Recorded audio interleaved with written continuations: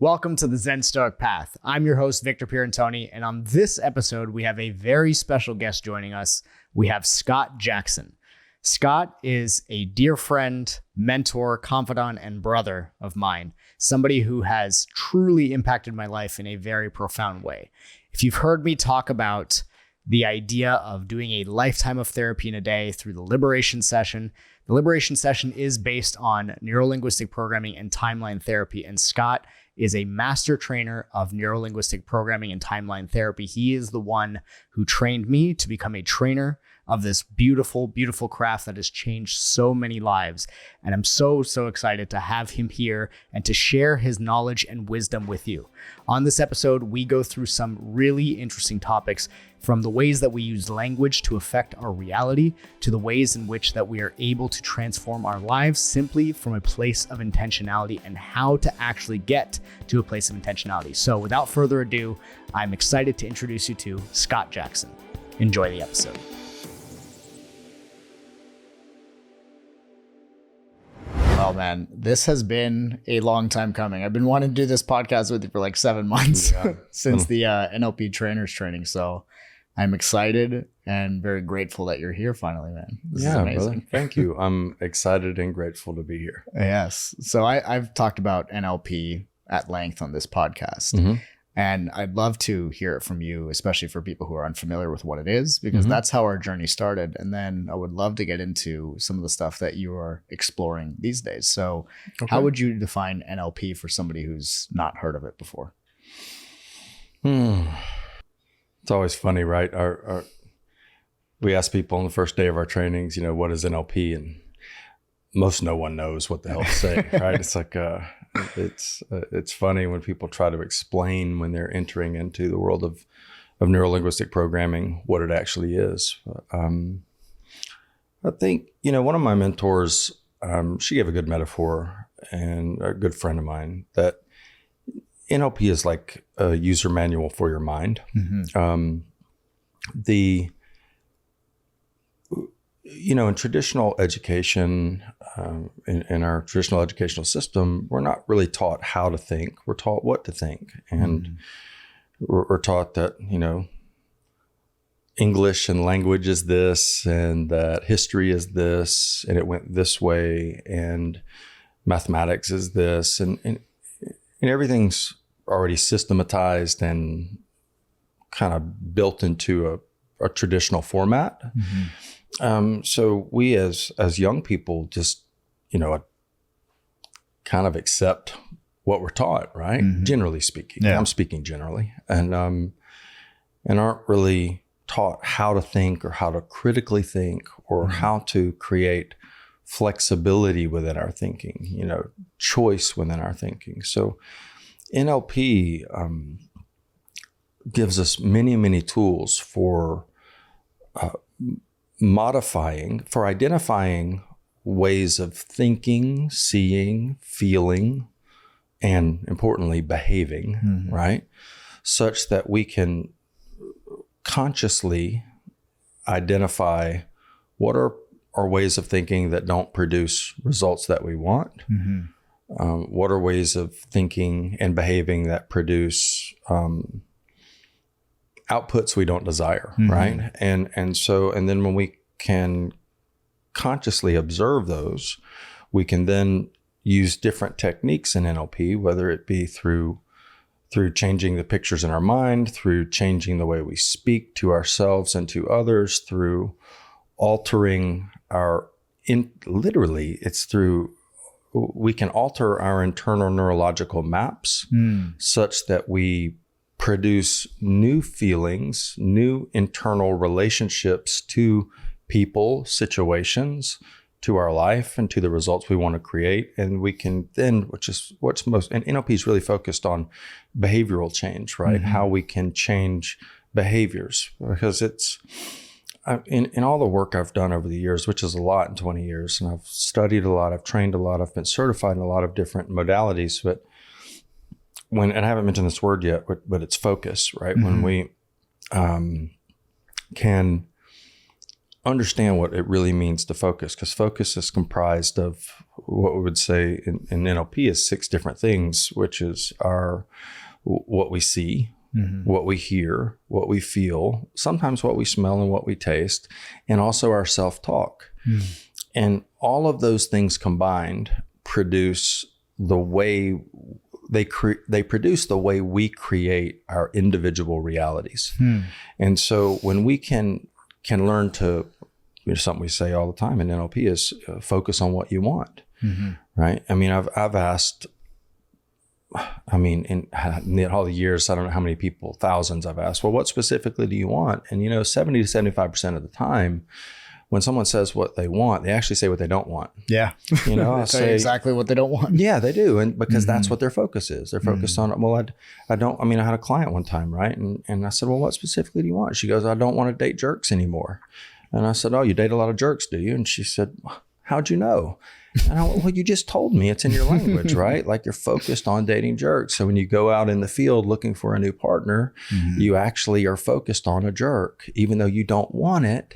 That's what your focus is, right? Like, don't think of a blue tree, right? And if we say that, then of course we think of it. We can't think of something. We can't negate something without thinking of it first, right? So when we can learn how to alter our focus to see what we want, to feel, this is really important, right? To feel what it feels like to have what we want, even though it's not in our manifest reality yet, but to see and feel and hear what we want as a manifest reality, as if it's now, as if it's already so. And we can feel that in every cell of our body, and we can trust it, right? Not be without doubt, without uncertainty, but trust that it is so, then we will create it. It may not come exactly the way we want it, and that's fine, right? But it comes. It always comes. Yes. I mean, story and story over again in my life and Joni's life and yours, as we focus on what we want, and then we chop the wood and carry the water, right? Take the action on a day by day basis towards what we want, then we attract it and we create it. But for me, it's the belief and the knowing. And like, for me, NLP is really focused on the mind, right? Generally speaking, but there's more to us than the mind. I mean, I think we're spiritual, mental, emotional, physical beings, right? So when we get into the emotional body, when we focus on, so say we wanted to manifest our ranch, right? We want to manifest our healing, our retreat center in Montana. And at first, when we were focused on it, we had a sense of lack in the beginning when we started our journey towards it, right? And it was in the middle of COVID, and real estate was crazy, and everybody was running for the hills, and and we were frantically trying to close on a place, and like we had 6 deals fall through, and then Joni and I backed up and paused, and we were like, what's going on here? What are we actually focused on? And what we were focused on is not having what we wanted, right? We were focused on how hard it was to get what we wanted. And we're both trainers of this. I mean, I'm a master trainer. She's a trainer on her way to being a master trainer. But still, sometimes it's out of conscious awareness, right? There was a sense of urgency with what was going on in the world at the time. But we just finally stopped and paused, and we said, okay, enough's enough. What's our thinking? What are we focused on? How are we feeling about it? And, we knew that we would have what we wanted, but there was also a distrust. There was a feeling inside that like I didn't have what I wanted. There was the conflict, right? There was the conflict. And so when we realized, okay, we're just going to back up and let it go.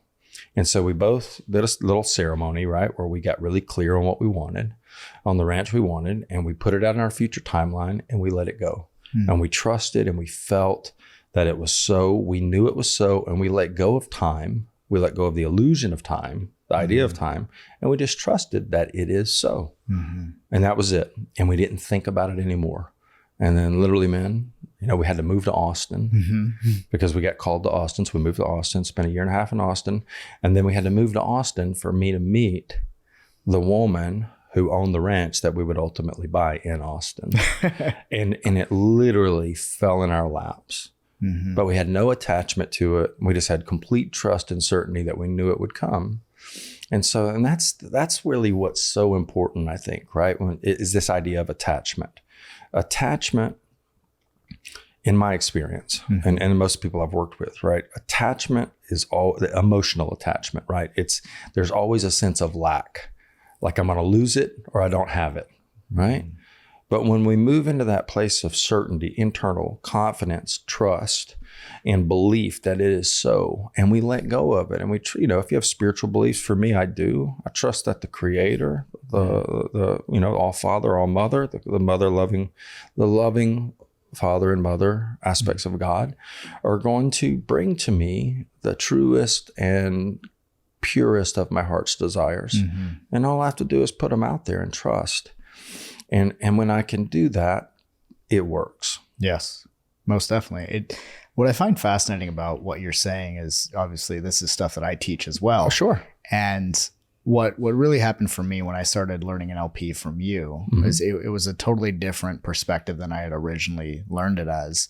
The original learning was amazing, but when you brought it to my attention, I really understood what it meant to focus on what you want and what that actually entailed. Because what I've noticed over the years is that in terms of our focus, when I teach gratitude, for example, I don't teach gratitude because I think it's the right thing to do or because I think it makes a person morally superior than others, which is how some people might, tote, gratitude and, when they're talking about it. I teach it because it's my preferred way to live, because I notice that when I'm grateful for what I have, I get more of what I actually want in different ways and in bigger amounts and more abundance, versus when I complain, I notice that the universe says, oh, you enjoy complaining. Let me give you more to complain about, because it's a focus on what I don't want. 100%. That's the truth, right? The universe responds exactly to what we put out. It gives us what we put out. Yeah. And so when we give gratitude, when we're in gratitude, then the universe responds with more. But when we're in complaining is attachment. Complaining is lack. Something's wrong. So the universe just goes, okay, something's wrong. So let me show you wrong. Yeah. Let me show you wrong for you. And that's the beautiful thing, right? Like, I've been a student of Carl Jung for many years, and it's not traditional NLP, and we teach traditional NLP and we teach not traditional NLP, as you know, right? Part of what drew you to me and us and created our friendship. But Carl Jung said that perception is projection, as you know, right? We only perceive outside of us what is inside of us, right? So if we're in a state of lack, doubt, distrust, worry, anxiety, fear, then we perceive situations outside of us that reflect that back to us as true. So that's why, he also said something. He said, he who looks out dreams, he who looks in awakens. And I've been for 20 years on a path of awakening, of internal work, right? Not just for self, though, for others. At first it was for self, because when I started my journey, I was in a pretty bad place, in a pretty dark, hurting, painful place. So I desperately needed to focus on self and creating a relationship with my Creator that would begin to heal me and start the journey of healing. But as soon as I could, and it didn't take long, within a year, I started being able to give away what I was getting, right? Because it's not, we don't live, unless you choose the path of hermitage and go into the monastic life and go into a cave or a hut or something and choose to seek God in complete isolation. Most people don't, but a few do around the world, right? But most of us, we live our lives in the world with people. And so we have I think as we do our internal work, we have a responsibility and obligation to contribute to others, right? To help others to find their own peace, their own happiness, their own joy, their own abundance, their own prosperity, have their own healing, right? So I learned that early on because I was blessed to have good teachers who showed me the way, showed me a way. That was a way for me, and learned and taught me to, after I turned within and start gathering resources within, then go out and share. Like the spirit of service. Service to me is a profound spiritual principle, meaning like once I'm in relationship with the divine, once I'm in a relationship with the true nature of myself, even if it's partial, then I have a responsibility to go out and give it away, right? I go out and help people, serve others. And that comes from, that's a reflection of what I do within myself. So as I cultivate that relationship with God, if you will, or however you want to call spirit, then I get to go share it with others so they uniquely can have their own experience. Yeah, it's like you're transmitting the code of what you're experiencing. 100%. And one thing that I love that you brought up is this idea of Carl Jung speaking about perception as projection, essentially looking at the outside world as though it's a mirror of the inside world. There you go. And one of the most important things that I've learned from you is this idea that we make decisions from one of two places. We either make them looking to the outside for permission to make that decision, or looking from within. So can you speak to that for a moment? I can. I love this conversation. Thank you for asking this question. And I didn't notice this until you're starting to train a lot of people, and I would watch and observe individuals. And there's a smaller majority of one type and then a larger majority of the other type, right? So, or percentages. And the larger percentage that I notice in people is individuals who look externally for criteria to make an internal decision. They look for the world outside to say, okay, so it's like, okay, well, the timing's got to be right. The money's got to be right. This person's got to say, like the boss has got to give me time off, or the co-parent I'm working with has to say it's okay for me to take time. And then, and you know why? In all those cases, they don't trust. They don't believe that they can have what they want without some external criterias or criterias being met for them to make an internal decision. And that's, and so what I see often are those people not get what they want because invariably they don't trust and they don't believe. So the projection shows back up to them. And one of those things they need to meet a criteria to make a decision ends up not meeting the criteria, right? So then they go, oh, I can't do it. I can't change my life. I can't heal. I can't do my work now. I got to put it off till later. And I mean, to me, it's a tragedy for people to put off their work, right? Like once it shows up to you as an opportunity, the universe is knocking. Yeah. If the opportunity for you to if you listen to this podcast and there's some little thing in you that goes, man, I need to do some inner work. I need to change. I need to heal. If that knock is there, even in 1 degree, the faith of a mustard seed, right? Even if that tiny bit's there, then listen, pay attention. And so the other group are the people who go, they don't care about external criteria. They actually go, you know what? I want this. I want to change. I want to get the money. I want to get the relationship. I want to get the healing. I want to create the mission. I want to fulfill the mission. And they say, I'm doing it no matter what. And what I see, and I mean 100% of the time, when people make this decision internally to follow their heart and to go for what they want, to follow their passion, that the universe aligns and conspires to support them. I've seen it over, and you've seen it over and over again. Oh yeah. Right. Things show up. I mean, we've had students who enrolled in a training who literally enrolled a day before, 2 days before, who a week before, 2 weeks before had no idea how they could do it. And they made a decision saying, I'm going to do it. And then the money shows up or their boss says, you can take the time off. Right. And this happens over and over again because they decided internally that this is what I want and become congruent with it. And when they do, the universe in this magical way conspires. It just shows up. It shows up. And it's happened every time like that for me, because I remember at the time that you shared that with me, it was during a season where like I couldn't give coaching away for free if I tried. Like it was a rough time. I've been through one. In business. And I remember you shared with me your experience of that as well. And what I found fascinating about it is when you shared that with me, the way that I interpreted it was, okay, so if I put it really like simple and basic to myself, if the outside is a mirror for the inside, if I have an uncertainty about a decision and I'm looking outside for external criteria, essentially what's going to happen is I'm actually going to notice the evidence that represents the internal uncertainty within me. But if I do the opposite and I create the internal certainty by just having faith and trust that this is the decision for me because inspiration spoke to me, then in that moment, I will start to notice the evidence that shows me how to make it happen. It's funny how that works. Isn't it? Every time. Like clockwork. Every time.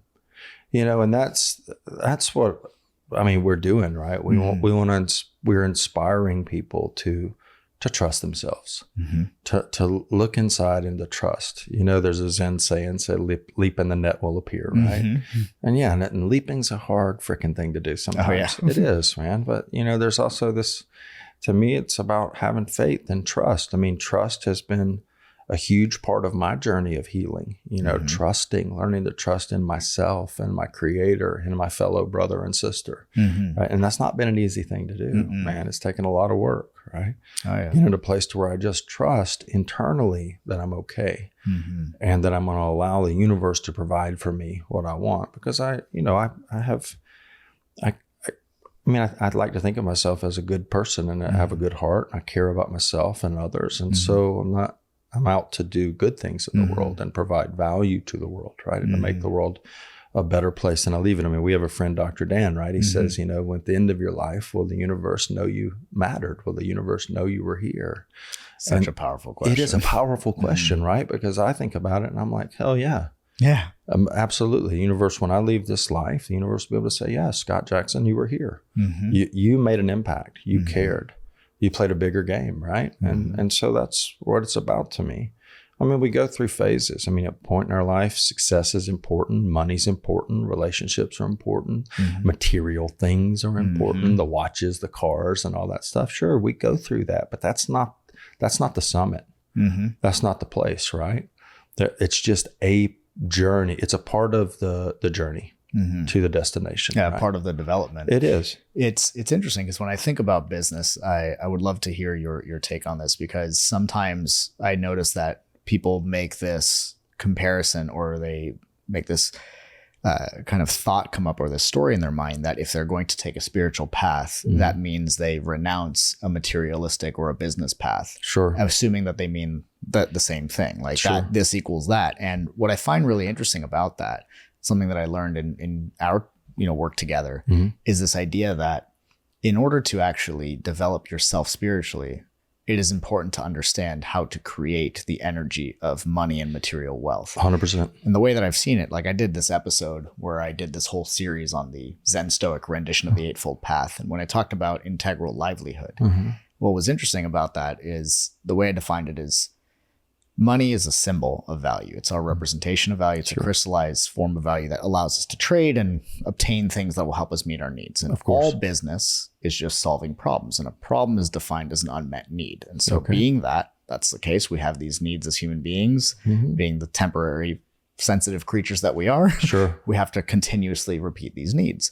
So when we go out to solve a problem that comes to us as an entrepreneur, as somebody who wants to make some kind of a positive impact, the market essentially is voting with their dollars to let us know whether or not we're hitting the mark and whether or not we're actually doing what we're made for. And that feedback allows us to get better, to actually find ourselves. Because for me in the beginning, like for the first 2 years of my coaching career, it was free coaching because I had no idea what people actually even wanted. So what is the importance of somebody learning to create the energy of material wealth as a part of their path of ascension? Man, what a great question. Well, it is what you said in the beginning is important, that it is not uncommon that as people take a spiritual path, that there can be this idea of renunciation of material, or this idea that material is bad, money is bad, or greed, gets associated with it. And sure, greed is, it's one of the 7 deadly sins, right? It can be a thing for people, and it can cause problems for sure. But the idea of, so for me, it's like this, everything, there's no fraction of an inch in the universe that God is not. So everything is here, and money in and of itself has no real meaning, just like nothing else does, right? The meaning gets placed on it by the perceiver of it, right? So the individual. So like you have a very beautiful relationship to money and energy of money now, as what I think I do too. So the idea that I would reject money or physical, wealth or material things is literally a stopping point in our evolution. We can't evolve if we're rejecting something. That rejection, as you know this through learning values levels and evolution of consciousness, that anything we're rejecting is actually something tied up in us, and actually it's almost like I see it like that which we reject, which we say is, oh, that's not me, or I don't want that, or that's terrible, or that's bad, or that's whatever. Then that's actually like, I see these cords that anchor us to the past, right, from that thing. So in accepting that, like a higher, what meaning you want to place on money, right? If you want to place it on the meaning like, okay, money is an energy of exchange to get value, right, of something that I need for my life to make my life better, or others' lives to make their lives better, right? I mean, there's a place where it's like money is just there because I just want all the shit for myself, right? And that's a certain energy, but it's more self-centered, right? And that runs its course, and someone can make a lot of money from that. I did, and a lot of other people I know have. But then at a certain point, we kind of go, well, what's the purpose in all this, right? Like, if I'm not sharing it, if I'm not giving it away, if I'm not producing value in the world with it, right? If I'm not, like, I make money to actually, to take care of my human needs, my base needs, pay my bills, pay the mortgage, make sure we have the food we want and the investments in our health and those things that we want, of course, but also do I want to take that money and be able to give it away? Do I want to take it and contribute it to, whether it be programs or processes or products that I create? And also, do I want to give it in charitable ways, right? Like, we live on an Indian reservation. We want to contribute to the reservation, and we want to contribute to the neighboring Blackfoot reservation, right? We want to contribute in ways with money that actually contributes to people who could use some assistance right now, because they're at a different place in their evolution, right? And so we can add value to our communities with it if we choose to make it valuable in that way. So for me, it's like money is a profound energy, right? That when my intention, because everything's about intention, when my intention is to use that money to expand my life, my wife's life, the lives of others, to contribute and make their lives better, to give, what happens is then more money comes, right? In my experience, because all of our needs are met, and that comes from a place of trust as well. All my needs are met. Everything we need is taken care of. We couldn't see how to, Mandorla was our ranch was the biggest purchase we'd ever made, right? We didn't have the liquid to do it, yet we trusted that we would have it. It came to us in a very beautiful way, in a very perfect time, right? But Mandorla is not for us. It's our home. And it's for others. You've been there twice now, right? I mean, it's a place of healing, respite, sanctuary, evolution, expansion.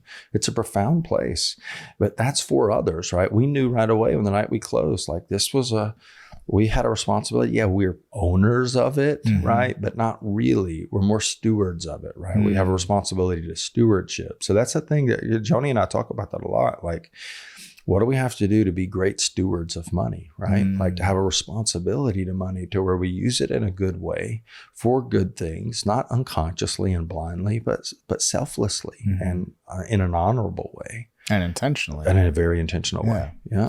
I love that you brought up Mandorla, because it was actually what I was going to ask you about next, which is like, what does Mandorla mean to you? Like, what is your vision and your intention with it? Because I know it's a very significant part of your life now. And wow. Well, Mandorla is it's a sacred geometrical symbol between like tension and peace, right? And it's a place where we can go internal to sit and hold peace. This place in between, the place inside. And so that's kind of the spiritual meaning of Mandorla. But for us, what it is it's when we knew for years we wanted a retreat center and a healing center in Montana, but we didn't know exactly what it looked like. And so we just trusted that was that intention. It was put out there, right? And Mandorla came to us in the way, we could do a whole podcast just on the story of how it showed up. It's literally that beautiful of a story. I mean, you know the story, but it's incredible. And then when we got there, finally, we closed last July. We actually moved there in October of last year. And when we did, Joni and I kept going, Joni kept asking, well, maybe we should do this type of retreat. Maybe we should do this type of retreat. Maybe we should do this kind of thing. And so I was just like, no, baby, I don't think that's it just yet. I thought, let's just sit and wait. Let's sit and be still, and we're going to know. And then earlier this year, my father transitioned, as you know, back in March, and which created a catalytic unfolding of evolution and ascension for me personally. I've done a lot of work with men over the years, worked with over 1,000 men one-on-one and spoken with lots of them, especially in the space of recovery, because I did about 12 years of work in the recovery space from alcohol and drugs. And, but I've known in my heart that I had more work to do with men, and I just didn't know what it was. So I've learned to wait and be patient, right? When something can be brewing within me, I don't have to know until I know. And that's part of that trust, right? Just letting things unfold and kind of bake in the oven until they come clear. Because one thing I know about myself is when I try to force anything, it's hard. My human design is I'm a generator, and I just need to set my intention and take action towards that intention and respond when the universe sends me the signs that are in line with the intention, and then just kind of let everything else go. Yes. But when I try to, and you know that, so if I try to force it though, it's just like we tried to force those 6 places in COVID, right? It just nothing worked. Nothing worked because I was not in my design. I was not being the way I'm designed to be. So when we let go and just trusted, it came to us. So anyways, when my father's passing, which was my father and we did a lot of work over the years for healing. We had a very hard relationship as a child and as a teenager with him. It was hard. It was violent. It was abusive. Times it was loving. Times it was very the opposite of loving. So I got really confused about what love is, about what being a man is, about what masculinity is, about how to treat women. Because I learned a lot of things from my dad, most everything. I modeled him. In NLP, we got this thing called modeling, as you know, right? Like I was conditioned by him, and I modeled his behavior really well, and for bad and good. And learned lots of great things from him, from a work ethic and diligence, perseverance, like being unstoppable. I developed those qualities from him, but also a lot of shadow qualities around just being abusive to people in the way that I spoke, in the way that I transmitted energy and emotion, and even physical abuse. I was just a hard, tough person because I grew up in a hard, tough environment with a hard, tough dad. And so but him and I did a lot of healing work over the past 10 years, especially. And then he unexpectedly got a brain tumor in early this year. And then within a couple months was gone. It was a really violent, aggressive thing. But I got the blessing of being with him and holding him and taking care of him and my mother and my sister and the whole family. I kind of assumed this patriarchal leadership role in the family, and where he kind of moved out of that role, and I assumed it, but in a much higher and vibrational way. And when my dad left, and I literally I was holding my dad as he left his body. Like I was with him when he died, and praying over him and loving him. And it was a profound experience of healing for me and of ascension for me. And in the transitioning of my dad, what occurred, and I learned this from Dr. Mark Gaffney, I was able to move out of the pathology of the relation. That means like the relationship in the 3D that we had, the love, the abuse, the hard times, the wounding, all of that. As my father left, he actually ascended out of his body and into spirit. And in so doing, I had a profound healing and transformation where all of those wounds that were still residual or old stories or anything that there were me and my dad, all we could say karmically cleared. They healed. They turned from dark to light. Shadow was, St. Stephen says that the light transmutes all that is dark, and the darkness that was left there got transmuted with light as he left. And I literally experienced myself ascend into, I've worked with the king, warrior, magician, lover for a while. And I've been thinking about how do we usher in the new paradigm of masculinity? How do we heal the masculine form and move from such a hard old paradigm of masculinity into a new, loving, powerful, incredible, supportive, loving leadership form of masculinity that works in like a Mobius flow with the feminine form, right? With the feminine, with the goddesses in our world, and which are everywhere. You have one, I have one, we know. And in that, I experienced myself ascend into a kingship. Like I experienced like the boy psychology within me integrate. I've done a lot of inner child work over the past 14 years, but I experienced that little boy like totally heal and become almost sovereign in his own way. And elements of the shadow aspects of my boy psychology just integrated and spiraled into this light of the king. And so since then, it's been a profound, I mean, we've been close in this, so it's been a profound shift for me. So back to Mandorla, part of the work we're going to be doing at Mandorla is I'm going to be doing some men's work, right? I'm going to be working on this. I've got a book that we're working on. I'm not going to say the title of it right now, but you know the title. And that's on ushering in the new age of masculinity. And we're going to start doing some men's workshops, some small men's workshops, and we're going to create some opportunities for men to heal the wounds, not only with their fathers, but with their mothers. Because I realized we after my father left, I realized I had a deep wound with my mother that had been overshadowed by the presence of my father. And so now for the past few months, I've been deep in the work around healing the wound of the mother and the wound of the divine mother and creating a new relationship to the feminine, which has been profound for me. So that's part of the work we're doing at Mandorla. Joni's going to be doing her own work there with working with the feminine, also with equine therapy, because Joni is a channel, as you know, and she's a powerful, powerful healer. And she's an oracle, right? Her gifts came online 2 years ago, and they are just getting profoundly effective, and she's getting clearer and clearer on a daily basis, and being able to interpret cleanly what's coming from spirit through to her for others, as you've been the gift and the recipient of some of her beautiful channeling, right? So she, in her own way, it's like we both are finding our sovereignty and our autonomy. And I think I'll be working with men, she'll be working with women, and we're going to bring those together, right? In the healing and the ascension of the female and the male form. Yes. Because I started training NLP for one purpose, and I've told you this, for the evolution of consciousness on the planet. But I always knew in my heart that there was something bigger coming. I just didn't know what it was. And so that was, again, that thing of trusting and trusting and trusting. And even my spiritual teacher, Muni Shwarji, said to me about 4 years ago, he said, I want you to be open to the possibility that NLP is just a stepping stone for you to what's next, because there's something bigger coming. And NLP is going to inform you in what you're doing on a higher level. That's right. And that's what's evolving now, because Mandorla, we believe that the whole self, right? That we are a spiritual body, we're a mental body, we're an emotional body, we're a physical body. Those are the bodies that make up the whole self of the human being. Of course, we could chunk that down or get more specific and say, okay, we got energetic and astral bodies and all that, but we'll just keep it kind of simple with those four.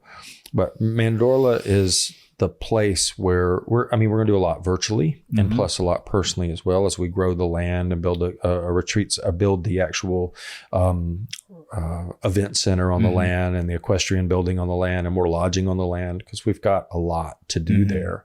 But we're going to do a lot, I think, virtually to share these messages out, where I'm working with men, where Joni's working with women, and sharing our gifts that way, and also bringing them together in kind of a community, because we are launching a mystery school that I've been initiated to do through an ancient spiritual lineage I've been a part of for about 15 years. And so we're launching the Mandorla Mystery School. It's already underway. It's been formed. We just haven't, we did the first gathering of the community when you were there for my birthday a couple of weeks ago. And then we're going to start, broadcasting that out wide, because that's exciting, right? Yeah, that's a nonprofit. That's where we share the message, where we share spiritual teachings, where we share messages of love, depth, weight, hope, right? Connection, integration, bringing people together in a conversation that honors all paths, that honors everyone on their path. And one fundamental belief we have at Mandorla is that if we're on the path, right? Like if we're on a true path to ascension, a true path to evolution, to awakening, then that path will never be exclusive or forbidding. It'll be all inclusive. That's a fundamental belief we have, that it's all, the realm of the spirit is all inclusive, never exclusive or forbidding. So we're really committed to creating a community that honors people of paths: Buddhist path, Hindu path, Sufi path, Hasidic path, Christian path, atheist path, agnostic path, right? whatever the path is, man, like we honor you and respect you. And as long as you can find a way to, and this is where NLP and learn how to think becomes, because when we can develop, we say this NLP, we have this idea of behavioral flexibility. The more flexibility we can create in our thinking, the more that actually lends itself to us being able to honor other people's paths and respect their paths and their model of the world, even if it's not our path. And when we can do that, I mean, we have so much division in the world, right? We have so much conflict, so much problems, left, right, black, white, color, non-color, I mean, Democrat, Republican. I mean, there's just so many, East, West, there's so many dichotomies. There's so much polarism. And right now we're in a mushrooming of consciousness. We're in a place where so many people are waking up, wanting to wake up, wanting to connect, wanting to evolve, right? And so we have a responsibility as conscious healers, teachers in the world to respect and honor people's paths, right? And to assist someone if they're in the exclusive and the forbidding, to create conversations and opportunities that hopefully give them the ability to think outside of the box that they're in, that's exclusive or forbidding, and become more flexible and open to. See, like we have this saying, respect everybody's model of the world. Doesn't mean you have to agree with it, right? I'm not going to agree with everyone's model of the world. Some people have some pretty wonky models of the world. A little wonky, a little out there. Yeah, a little out there that could cause harm to others or be dark or shadow based. And that's like, okay, but can I respect that? Because if I can respect your model of the world, no matter what it is, then I can have a conversation with you. That's right. And that conversation can be disarming. And as we can disarm people and we can start to pull off the armor, right? Then we can open up to actually receive. Yes. And so and that's why learning how to, and we say this all the time in NLP, conscious communication, right? The conscious use of language, learning how to use language consciously. I mean, we're starting to get involved right now we're in the very initial talks right this minute of getting involved with a very important group of oncologists who are kind of out of the box thinking oncologists, but actually bringing to them the conversation around language as a healing tool and how to teach medical professionals how to use language in a way that actually supports the healing of their patients rather than the limited outcome of serious prognosis disease, right? But still being able to inspire hope, trust, faith, belief, so that someone can go through disease. And even if they do have to go to end of life, right, to go through it in a good way, in a conscious way, in a loving way, in a powerful way, or to, more importantly, help people be able to heal.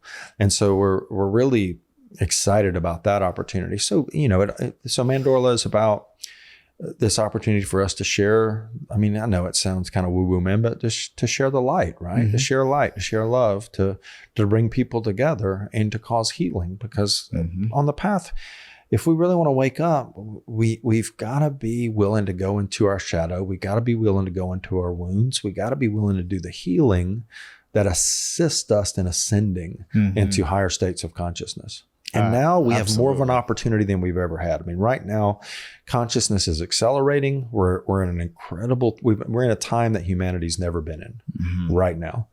And there's no time for waiting anymore. Like, we need as many people learning effective tools and skills to be able to assist themselves and others in healing, transmutation, and ascension right now, because this is a very important time in humanity. We've got the transhumanist thing happening right now. We've got AI, and not that AI is a bad thing, right? Yet it could be. It could be. But it also can be a good thing, right? Yes. It can be a great thing if used consciously and intentionally.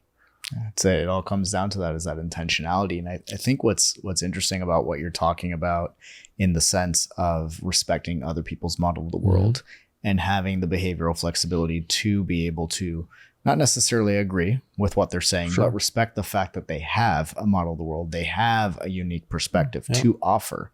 And I think that's really important, because when I think about this idea recently, what has been discovered in Zen Stoic philosophy is the fifth intention and delusion, which is the intention of unity and the delusion of separation, which was discovered by our mutual friend, Gabe Hansel.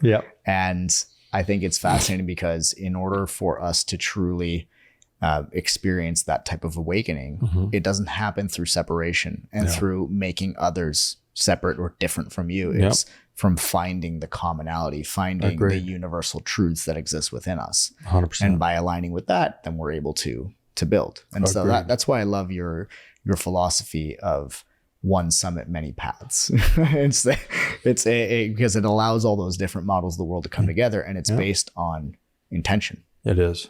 And what I think is interesting is that when we go into separation, we can get overly fixated on mechanism, on how to carry out our truths, and like really get lost in the weeds of that. And this, it segues us into a really important learning that I've received from you, which is this idea of intention versus mechanism. Is that something that you can speak to? Yeah, I can. It's, if you take an equation, right? Like we teach it in our trainings, right? If you take intention plus mechanism equals results, we always ask, well, what's the percentage of intention and what's the percentage of mechanism that when they're added cumulatively make results or give us results? And everyone is always, well, it's 60-40, it's 90-10, it's 80-20, or it's 85-15 or whatever, usually leaning heavily towards intention, right? And then the other towards mechanism. And I go, yeah, all good guesses. And right? No. It's a trick question because it's 100% intention. It's 100% intention, right? They're actually, mechanism is just mechanism. Like we can get at a goal with all kinds of different paths, right? But if the intention is to create that, if the intention is to manifest that, to do that thing, and the intention is 100% and certain, just like with creating Mendorla, right? With manifesting Mendorla, the intention was 100% certain. The mechanisms we were trying, when we were focused on mechanism, weren't working. When we let go and focused solely on the intention and trusted, the mechanism showed up. And it showed up in a way we could have never imagined, right? But we had to be surrendered to that. So, and this is hard for people because we often think it is the mechanism, right? It's the way I do it. It's the way I build the funnel, or it's the way I write the copy, or it's the way I build the program and all that. Yeah, they're all effective or not effective. Those are things that give us feedback, right? We say in NLP, there is no failure, there's only feedback, right?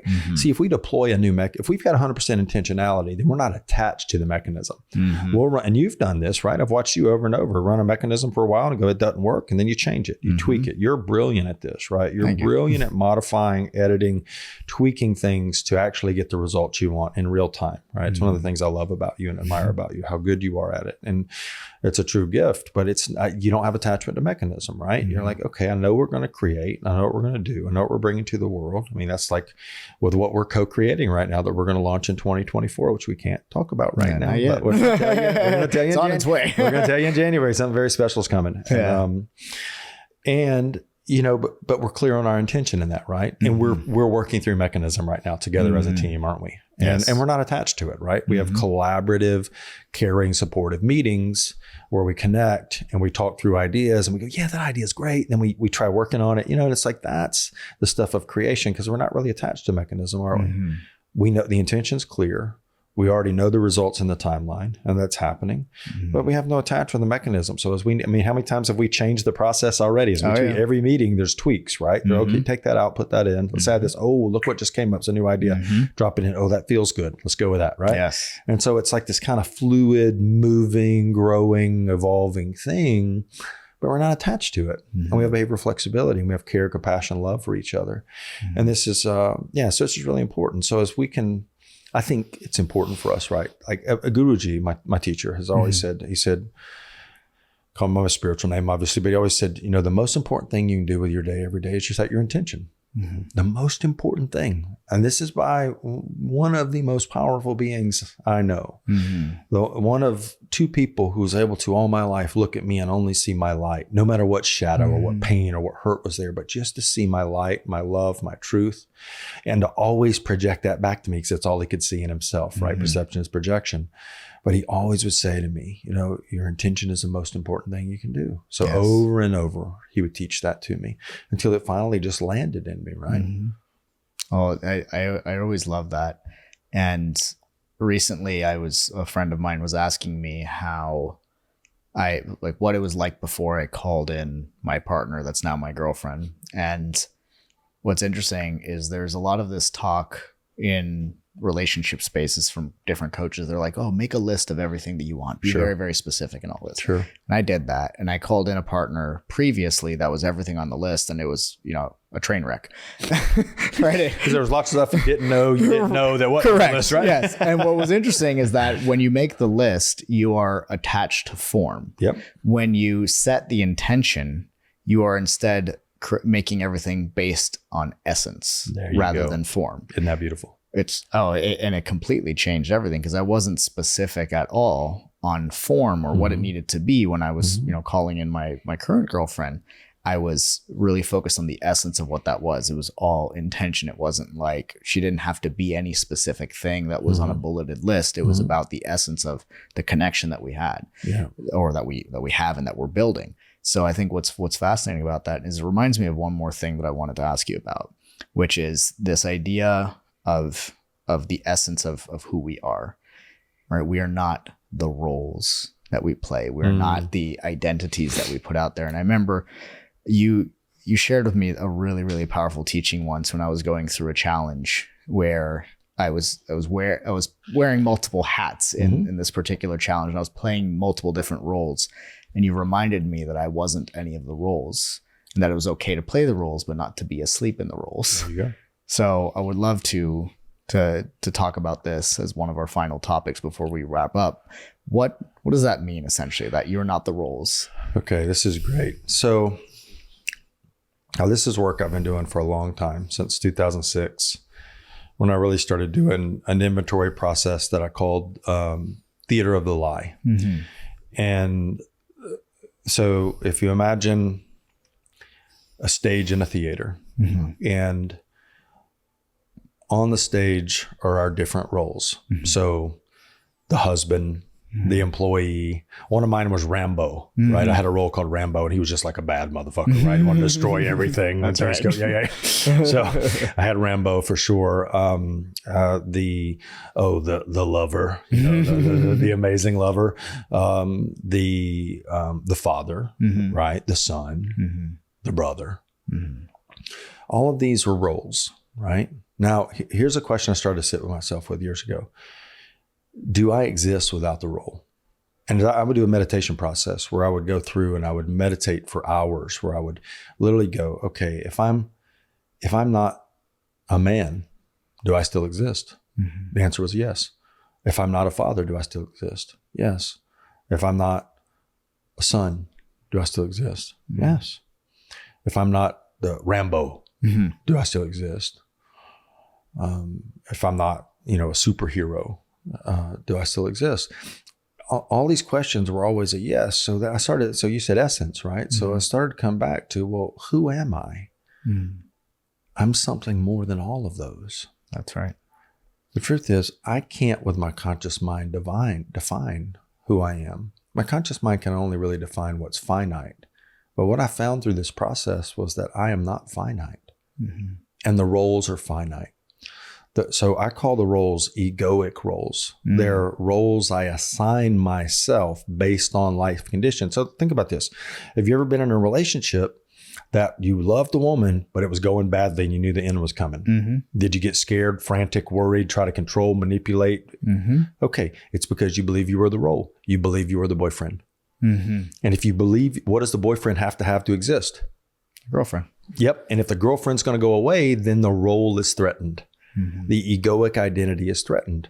When we realize we're not the role, that we are something profoundly more than any role, then we can choose to be in the role consciously, intentionally, and play and have fun in the role. We can even go, yeah, I'm being Rambo right now, but I'm not Rambo. I'm being Rico Suave right now, but it's not who I am. That's right. It's not who I am. It's a fucking role that I've made up. Right. And so this process, and so that's why I call it the theater of the lie, because there are all these different roles that I assign myself, and I get on the stage in the theater of the lie. Now, the funny thing about it is when we're really asleep, you know what we also do it's like, you know what we do? We get pissed off with the other people in the counterparts of our roles that don't do what we want. And I started to realize, wow, you know what would be good if I just gave everybody in my life a script every day on how they needed to react to me and how they needed to respond to me. And then my world would be perfect. Of course. Yeah. Seriously, right? Like if I could just if all y'all motherfuckers would just listen and follow my script, right? The world would be perfect for all of us, yes. Right? We'll all get what we want. No, but that's not reality, man. That's not how relationship works. That's how relationship dies. That's right. Right. So in knowing that I am something more than the roles, because the roles come and go, the roles come and go. You know, I was the boyfriend, then I was a husband. And then I consciously uncoupled from that marriage. And so the husband died, right? And I let him go gracefully. And I did that in a conscious and a good way. And I left that marriage in a way that had so much integrity, kindness, love, compassion, support, that people around were like, how in the hell did you do that, man? I said, well, I was real intentional. I knew I wasn't the husband. That's not who I was. It was a role I assumed for a period of time. And guess what? I manifested her from a list. She was 23 or 24 things. And with Joni, my beloved, my queen, right? I let go of all that. And the intention was to create a partner and my queen and to attract her to my life so that we could live a life in partnership, so that we could be two autonomous beings, but also have a third entity, which was our relationship, and that we could contribute from sovereignty and autonomy into the relationship, the things that we want to co-create together, and the things that aren't aligned for us in it, they don't go in. That's right. And that's what we bring to the world. And a part of my very important intention in me being in conscious partnership with a woman, with a partner, which is Joni, was that we would be up to making the world a better place together, that we would use our relationship as a vehicle for our own personal change internally and together and for others. And that was the essence and the intention of what I wanted. And it didn't have any other thing in a list. And that's exactly what we manifested and are manifesting and growing through every single day. That's beautiful, man. I got two last questions for you before we wrap up. The first one is, where can people find you if they want to learn more about your work and being able to have a healing or transformative experience with what you do?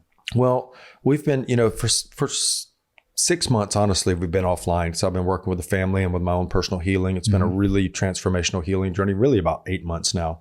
But now we're coming back online. We're getting into motion. We're going fast in what we're creating. The best way right now is to message me on Instagram at Scott Jackson OG.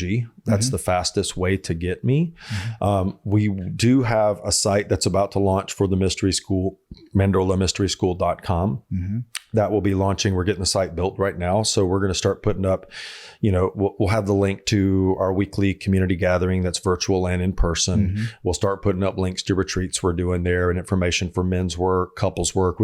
We've got some new stuff coming together for couples work. We're going to do like little 6 to 8 couples work, where we're going to do some really intimate, transformational, deep healing and expansion and heart opening work with couples together at the ranch, which we're really excited to do. Yeah. But as that comes online, that will be available. So, I mean, right now there is a way to get on a list for us at MendorlaRanch.com. Perfect. But that's about to modify. That's going to evolve into that will link to the mystery school as well. Beautiful. As soon as we make those changes, but we're in process right now. Awesome, man. Yeah. Well, thank you. And my last question for you. Sure. Is, what does it mean to you to live a liberated life? My man. Let me just drop in my heart for that one.